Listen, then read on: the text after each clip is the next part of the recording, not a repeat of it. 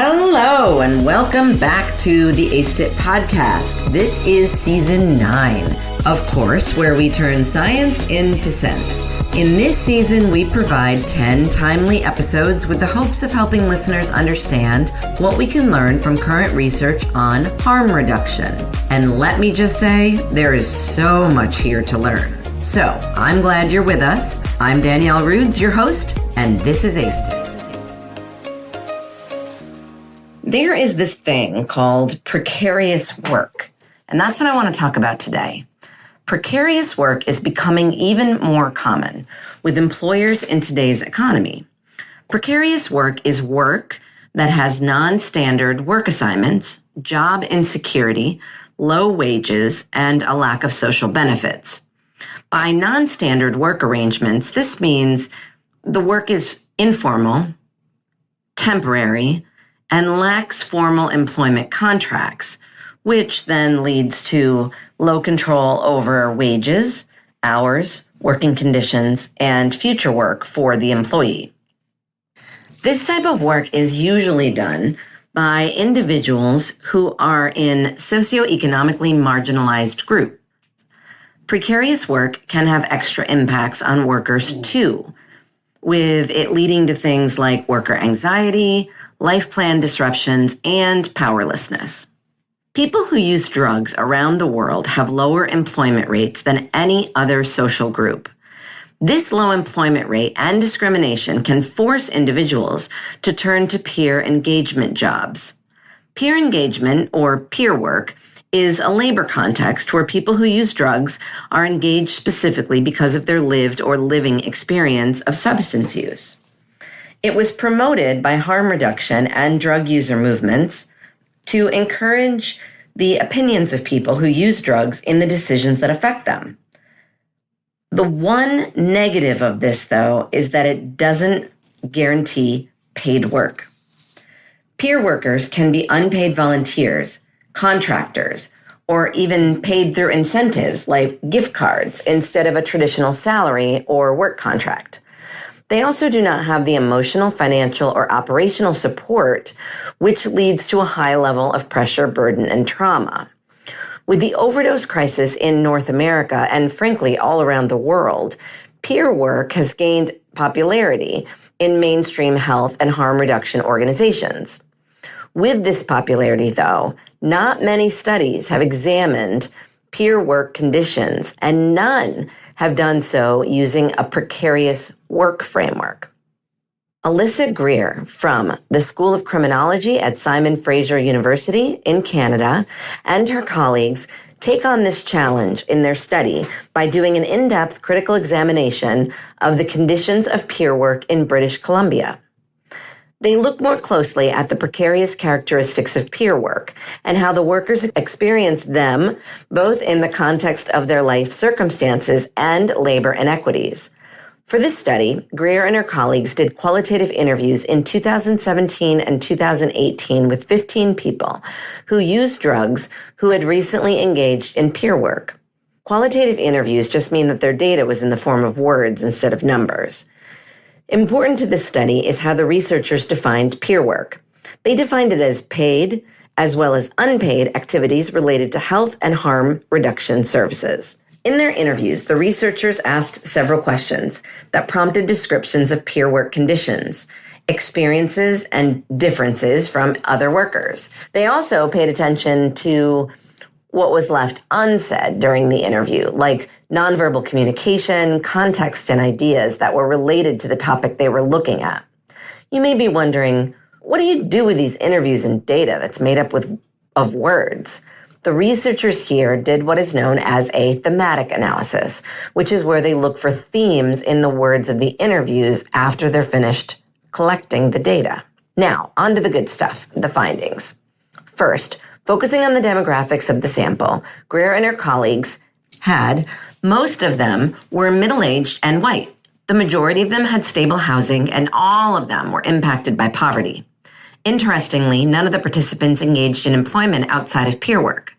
When it came to peer work, the norm was non-standard arrangements or ones that were casual and informal.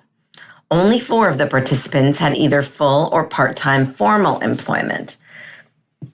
They all would also engage in volunteer work for a stipend and those types of jobs every so often, which is those jobs that are short and single task for small cash wages. We now know all about the sample, but what did the participants say about precarious conditions and peer work? That's what we want to know for this episode. The researchers saw 4 themes that were interrelated, all defined using the words of the participants. This included sporadic and random, a disposable labor force, poverty pimping, and there's no rights.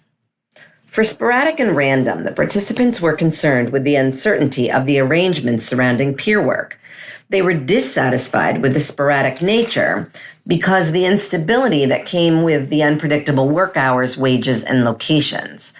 This is especially true because they experience poverty and need to earn income.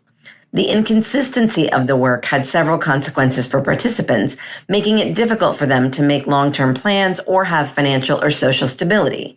This includes housing insecurity, interpersonal conflicts, and debt. On the other hand, though, some of them liked these arrangements because they were low barrier and flexible. The second theme, a disposable labor force, was about participants having a deep sense of insecurity about their work. Participants' insecurity was linked to their fear of losing work and the lack of control they had over work arrangements. It is also about the power imbalances they faced with employers. The employers could be non-committal and controlled their job futures. Peer workers had to continuously prove their value to their employers. They knew that they were easily replaceable.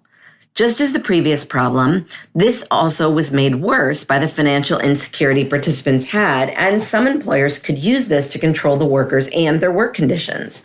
The participants felt powerless in these structural circumstances, and the lack of choice they had, along with their instability financially, pushed them to accept work precarity.